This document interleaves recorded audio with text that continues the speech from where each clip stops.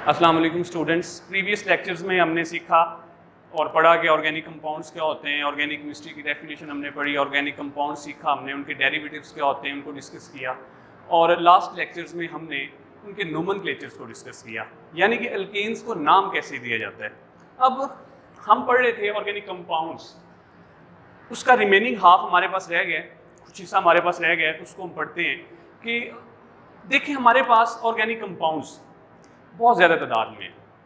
Periodic table के अंदर total elements की तादाद अप टू 118 है। अब शायद थोड़ी सी और ज़्यादा होगी हो, अप टू 118 है, लेकिन उसमें हमारे पास सिर्फ दो ऐसे एलिमेंट्स हैं, एक कार्बन और एक हाइड्रोजन। ये दोनों मिलकर हाइड्रोकार्बन्स बनाते हैं। हाइड्रोकार्बन्स ऐसे कंपाउंड्स होते हैं जो कार्बन और हाइड्रोजन से मिलकर बने होते हैं। उनकी तादाद 10 बिलियन से भी ज़्यादा है। अब अभी भी वो और भी डिस्कवर हुए जा रहे हैं। टोटल तादाद एलिमेंट्स की कितनी है? 118। लेकिन कार्बन और हाइड्रोजन से जो कंपाउंड्स बनते हैं यानी कि ऑर्गेनिक कंपाउंड्स, उनकी तादाद हमारे पास 10 बिलियन से भी ज़्यादा हो गई है। तो ऑर्गेनिक कंपाउंड्स को रिप्रेजेंट करने के लिए हमने कुछ फार्मूले लिए हैं। सबसे पहला फार्मूला हमारे पास है मोलेकुलर फार्मूला। मोलेकुलर फार्मूला क्या होता है, उसका क्या काम है ऑर्गेनिक कंपाउंड्स में? एक ऐसा फार्मूला होता है जो किसी भी ऑर्गेनिक कंपाउंड के मॉलिक्यूल में, किसी भी ऑर्गेनिक कंपाउंड का मॉलिक्यूल जो हमें दिया गया होता है उसके अंदर कितने एटम्स हैं उनकी तादाद को जो हमें बताता है। ऐसा फार्मूला जो उनकी तादाद को बताता है, एटम्स की तादाद को बताता है, उसको हम मोलेकुलर फार्मूला कहते हैं। Molecular formula it represents actual number of atoms in one molecule of organic compound. Organic compound का कोई भी एक मॉलिक्यूल ले लें आप, सपोज मैंने ब्यूटेन ले लिया, ये उसका मैंने मोलेकुलर फार्मूला लिख दिया है। मोलेकुलर फार्मूला क्या बताता है हमें? Actual number of atoms in one molecule of organic compound. Organic compound का वन मॉलिक्यूल हमारे पास है C4H10। C4H10 ब्यूटेन है, ऑर्गेनिक कंपाउंड यानी कि अल्केन की क्लास से ताल्लुक रखता है। ये आपने प्रीवियस लेक्चर में अच्छी तरह सीखा है। अब मोलेकुलर फार्मूला हमें बताता है कि दो चीज़ें बताता है हमें मोलेकुलर फार्मूला। पहली चीज़ कि कोई भी ऑर्गेनिक कंपाउंड किस किस एटम से मिलकर बना हुआ है। अब बेटा हम हाइड्रोकार्बन्स को स्टडी कर रहे हैं, तो डेफिनेटली हाइड्रोकार्बन्स आपने पढ़ा है कि दो एटम से मिलकर बने होते हैं, एक हाइड्रोजन से और एक कार्बन से। दूसरा ये हमें बताता है कि number of atoms in one molecule of organic compound, एक ऑर्गेनिक कंपाउंड के मॉलिक्यूल में कितने एटम्स हैं। ये ब्यूटेन है बेटा, देखें ब्यूटेन के अंदर C4H10 इसका मोलेकुलर फार्मूला है। ये हमें बता रहा है कि ब्यूटेन में 4 कार्बन हैं और 10 हाइड्रोजन है। Butane consist of 4 carbons and 10 hydrogens. 4 carbon और 10 हाइड्रोजन एटम से ये मिलकर बना हुआ है। इसी तरह हमारे पास हेप्टेन है। हेप्टेन बेटा जिसका मोलेकुलर फार्मूला C7H16, आपने नोमेनक्लेचर के दौरान ये सीखा। Naming of hydrocarbons, naming of alkanes में आपने ये सीखा कि 7 कार्बन हो तो हम उसको हेप्ट कहते हैं। सिंगल बॉन्ड हो, अल्केन फैमिली से बिलोंग करता है। अल्केन फैमिली से बिलोंग करे तो सुफिक्स के तौर पर हम आखिरी 3 वर्ड्स अल्केन के ANE हम रिप्लेस कर देते हैं और हेप्टेन के साथ लगा देते हैं, हेप्ट के साथ लगा देते हैं। ये हमारे पास बन गया heptane. Hept 7 carbon, single bond through out, alkane family से ताल्लुक रखता है। ये मोलेकुलर फार्मूला है हेप्टेन का। ये हमें क्या बता रहा है? ये इंडिकेट करता है कि हेप्टेन में कौन कौन से एटम्स हैं, हेप्टेन किस एटम से मिलकर बना हुआ है। मोलेकुलर फार्मूला हमें बताता है कि कोई भी ऑर्गेनिक कंपाउंड का एक मॉलिक्यूल किस एटम से मिलकर बना हुआ है। बच्चों वो बना हुआ है कार्बन से और हाइड्रोजन से। कितने एटम्स हैं उस एक मॉलिक्यूल्स के अंदर? हेप्टेन के अंदर कितने मॉलिक्यूल्स हैं, कितने एटम्स हैं? हेप्टेन के एक मॉलिक्यूल के अंदर कितने एटम्स हैं? इसमें बेटा 7 एटम्स हैं कार्बन के और 16 एटम्स हैं हमारे पास हाइड्रोजन के। ये सिंपल सा है हमारे पास ऐसा फार्मूला जो किसी भी मॉलिक्यूल में, ऑर्गेनिक कंपाउंड के मॉलिक्यूल में हमें एटम्स की तादाद को बताता है। वो क्या होता है? मोलेकुलर फार्मूला होता है। उसके बाद स्ट्रक्चरल फार्मूला, नाम से भी जाहिर है बच्चों कि ये स्ट्रक्चर को शो करता है, एटम्स की अरेंजमेंट को शो करता है कि एटम्स किस तरह एक दूसरे के साथ अरेंज होते हैं। It indicates exact arrangement of atoms in one molecule of organic compound. Organic compound के एक मॉलिक्यूल के अंदर जो एटम्स हैं उनकी एग्जैक्ट अरेंजमेंट क्या है, कार्बन के साथ कितने एटम्स हैं और किस तरह जुड़े हुए हैं, उनकी अरेंजमेंट को जो बताता है हमें, वो हमारे पास है स्ट्रक्चरल फार्मूला। सपोज हमारे पास ब्यूटेन है, ब्यूटेन का मोलेकुलर फार्मूला C4H10 है। इसका स्ट्रक्चरल फार्मूला बेटा 4 कार्बन, 1 2 3 4 कार्बन को हम कहते हैं ब्यूट। प्रीवियस लेक्चर में आपने ये सीखा है। सिंगल बॉन्ड हो थ्रू आउट द कार्बन, उसको क्या कहते हैं, वो अल्केन फैमिली से बिलोंग करता है, इसलिए ANE लग जाता है उसके आखिर में, तो ये ब्यूटेन है। ये ब्यूटेन आ गया हमारे पास। 4 कार्बन सिंगल बॉन्ड है। कार्बन की वैलेंसी टेट्रा है, टेट्रा वैलेंसी कार्बन की। कार्बन ने 4 बॉन्ड पूरे करने, एक बॉन्ड वो साथ वाली कार्बन से बना रही है, टर्मिनल कार्बन, एक बॉन्ड सेंट्रल कार्बन से बना रही है, बाकी के 3 बॉन्ड टेट्रा वैलेंसी को सेटिस्फाई करने के लिए वो हाइड्रोजन के साथ बनाएगी।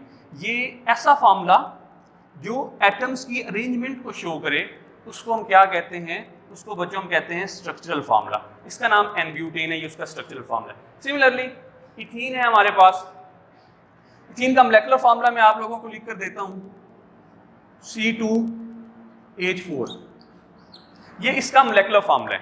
अब ये इथीन का स्ट्रक्चरल फार्मूला है। Okay, ethene double bond carbon और कार्बन के दरमियान हो तो वो अल्कीन फैमिली से बिलोंग करता है, जिसको हम कहते हैं इथीन। ये हमारे पास इथीन है, 2 कार्बन हैं, एथ 2 कार्बन किसको शो करता है, एथ को शो करता है। कार्बन और कार्बन के दरमियान एटलीस्ट 1 डबल बॉन्ड होना चाहिए, अल्कीन के लिए उसकी शर्त है। डबल बॉन्ड है तो वो हमने सुफिक्स ईन लगा दिया, तो ये हमारे पास इथीन आ गया। अब इसके बाद कंडेंस्ड फार्मूला, या condensed formula, it indicates group of atom join together to each carbon atom. ये हमें बताता है कि एक कार्बन एटम के साथ कितने ग्रुप ऑफ एटम्स लगे हुए हैं और कौन कौन से ग्रुप ऑफ एटम्स लगे हुए हैं। डेफिनेटली हम हाइड्रोकार्बन्स को स्टडी कर रहे हैं। हाइड्रोकार्बन्स में आप हाइड्रोजन और कार्बन्स के कंपाउंड्स को स्टडी करते हैं। ये हमें बता रहा है इसमें तो कार्बन और हाइड्रोजन ही होगी, ठीक है, ये तो कंफर्म है।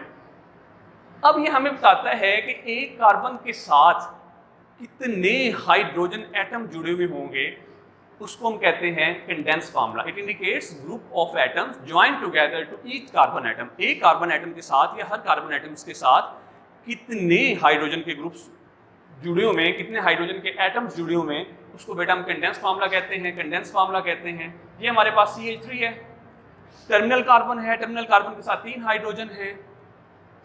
ये सेंट्रल कार्बन के साथ 2 हाइड्रोजन हैं।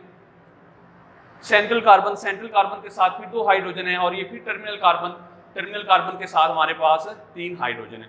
कंडेंस्ड फार्मूला आपने प्रीवियस लेक्चर में नेमिंग ऑफ अल्केन्स में, या उनका जब हमने नोमेनक्लेचर, बेसिक नोमेनक्लेचर सीखा, तब आपने कंडेंस्ड फार्मूला भी बनाना सीखा था। मैं एक बार दोबारा रिपीट कर देता हूँ, इसका हमने कंडेंस्ड फार्मूला बनाना है। आपने टर्मिनल कार्बन ले लेनी है, ये टर्मिनल है और ये टर्मिनल है। बच्चों हमने टर्मिनल कार्बन ले ली, H3C, CH3 भी लिख सकते हैं, CH3 भी लिख सकते हैं और H3C भी लिख सकते हैं, एक ही बात है, इनटू CH2 और CH3। टर्मिनल कार्बन हमने ले लिए, टर्मिनल कार्बन, ये हमारे पास बच्चों टर्मिनल कार्बन आ गई। ये CH2 है, ब्यूटेन है हमारे पास, 4 कार्बन ब्यूट को शो करता है, सिंगल बॉन्ड है, एन लग जाएगा तो हमारे पास बच्चों बन जाएगा ब्यूटेन। अब ये सेंट्रल टर्मिनल कार्बन ले ली, सेंट्रल कार्बन को हमने कंडेंस कर देना है, जोड़ देना है, इकट्ठा कर देना है। तो एक कार्बन बच्चों 2 और ये 2, 4, ये हमारे पास इसका कंडेंस फार्मूला आ गया। इलेक्ट्रॉनिक फार्मूला, जिसको हम डॉट एंड क्रॉस फार्मूला भी कहते हैं, ये हमें बताता है कि ऑर्गेनिक कंपाउंड्स के अंदर एटम्स के दरमियान शेयरिंग ऑफ इलेक्ट्रॉन कैसे होती है। बॉन्ड कब बनता है बच्चों? बॉन्ड उस वक्त बनता है जब वैलेंस शेल के इलेक्ट्रॉन्स वैलेंस शेल के इलेक्ट्रॉन्स की वजह से बॉन्ड बनता है, उनकी शेयरिंग की वजह से इलेक्ट्रॉन बनता है, बॉन्ड बनता है। इलेक्ट्रॉन्स की शेयरिंग की वजह से बॉन्ड बनता है हमारे पास। It indicates sharing of electron between various atoms in one molecule of organic compound. OC organic compound है हमारे पास। मसलन हम इसको डिस्कस करते हैं। प्रोपेन है जिसका मोलेकुलर फार्मूला है C3H8। इसका हम इलेक्ट्रॉनिक फार्मूला ड्रा करने की कोशिश करते हैं। 3 कार्बन है, 3 कार्बन प्रोप को शो करते हैं। तो 1 2 3, ये बेटा मैंने 3 कार्बन ले लिए। कार्बन के वैलेंस शेल में 4 इलेक्ट्रॉन्स होते हैं, 1 2 3 4। इस कार्बन के वैलेंस शेल में भी 4 इलेक्ट्रॉन्स होंगे। इसी तरह इस कार्बन के वैलेंस शेल में भी 4 इलेक्ट्रॉन्स हैं। क्रॉस B इलेक्ट्रॉन्स को रिप्रेजेंट करता है, डॉट B इलेक्ट्रॉन्स को रिप्रेजेंट करता है। ये हमने डॉट और क्रॉस क्यों लिया है, ये डिफरेंट क्यों है, ताकि हमें पता चल सके कि कौन सा इलेक्ट्रॉन किस एटम से बिलोंग करता है। इसके साथ हाइड्रोजन बच्चों, हाइड्रोजन के वैलेंस शेल में 1 इलेक्ट्रॉन होता है, ये मैंने लिख लिया। ये हाइड्रोजन, इसके वैलेंस शेल में 1 इलेक्ट्रॉन है। ये हाइड्रोजन, इसके वैलेंस शेल में 1 इलेक्ट्रॉन है। ये 1 इलेक्ट्रॉन है, ये इलेक्ट्रॉन है,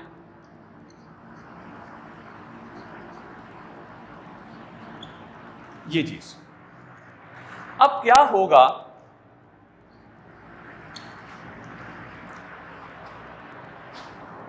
ऑर्गेनिक कंपाउंड्स के अंदर कार्बन और कार्बन के दरमियान या कार्बन और हाइड्रोजन के दरमियान जो बॉन्ड होता है वो कोवलेंट बॉन्ड होता है। ये बात आपने बच्चों याद रखनी है। कोवलेंट बॉन्ड क्या होता है? ऐसा बॉन्ड जो म्यूचुअल शेयरिंग ऑफ इलेक्ट्रॉन्स की वजह से बनता है, उसको हम कोवलेंट बॉन्ड कहते हैं। ये हमारे पास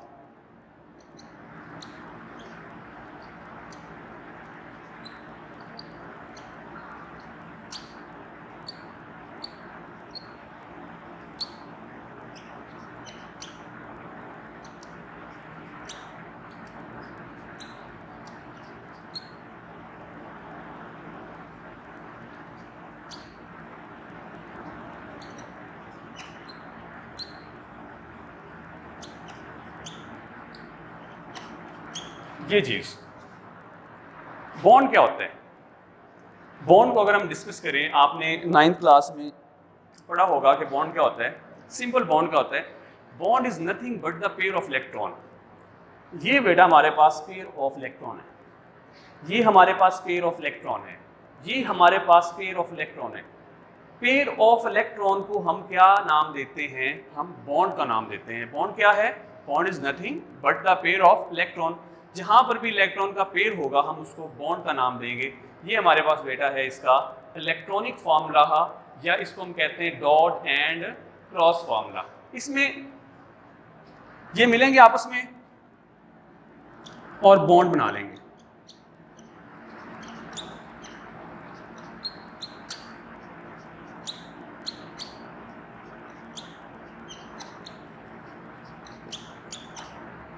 ये बेटा बॉन्ड बन गए। प्रोपेन है, सिंगल बॉन्ड है, 3 कार्बन प्रोप, उनके दरमियान सिंगल बॉन्ड है, एल्केन फैमिली से बिलोंग करता है, इसलिए हम उसको क्या कहते हैं? प्रोपेन का नाम देते हैं। इलेक्ट्रॉनिक फार्मूला या डॉट एंड क्रॉस फार्मूला बेटा हमें बताता है, it indicates sharing of electrons, कि 2 एटम्स के दरमियान इलेक्ट्रॉन किस तरह शेयर होता है और उनके दरमियान बॉन्ड कैसे बनता है। ऐसा फार्मूला क्या कहलाता है? इलेक्ट्रॉनिक फार्मूला कहलाता है। वो जो हमारा लेक्चर खत्म हुआ, इंशाल्लाह अगले लेक्चर में डिस्कस करेंगे हम।